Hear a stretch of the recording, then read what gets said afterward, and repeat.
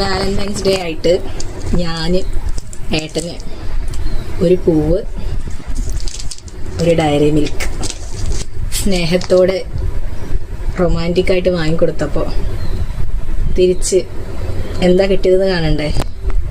അതിൻ്റെ ആ കഥയും കൂടെ കടക്ക് നോക്കിയൊക്കെ.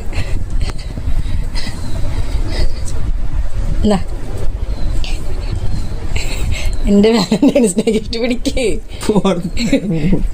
ഇതെവിടുന്നും ചൂണ്ടിയതല്ല, 30 രൂപ കൊടുത്തിട്ട് ഞാൻ വാങ്ങി പോവുക ഗൈസ്. എന്റെ കൂടെ സാക്ഷിയായിട്ട് എന്റെ കൂടെ ഉള്ള ആളുണ്ടായിരുന്നു, അഖില. അവളാണ് എന്റെ സാക്ഷി. അവൾക്ക് വാലന്റൈൻസ് ഡേക്ക് കൊടുക്കാൻ ആരുമില്ല, എനിക്ക് പിന്നെ നിങ്ങളുള്ളതുകൊണ്ട് ഞാൻ വാങ്ങിയത് ഗൈസ്. 100 രൂപയുടെ ഡയറി മിൽക്ക് അതിൽ 125 രൂപ ആരുടെ മേടിച്ച്. പിന്നെ ഇന്നത്തെ ദിവസമാകൊണ്ട് ഞാനത് വാങ്ങി.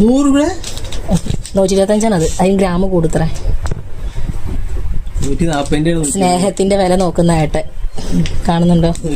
ഇങ്ങനത്തെ ഭർത്താക്കന്മാരുള്ളവരുണ്ടെങ്കിൽ കമന്റ് ചെയ്യുക. അൺറൊമാൻറ്റിക് ആയിട്ടുള്ള ഭർത്താക്കന്മാരുള്ളവർ ഇവിടെ കമോൺ.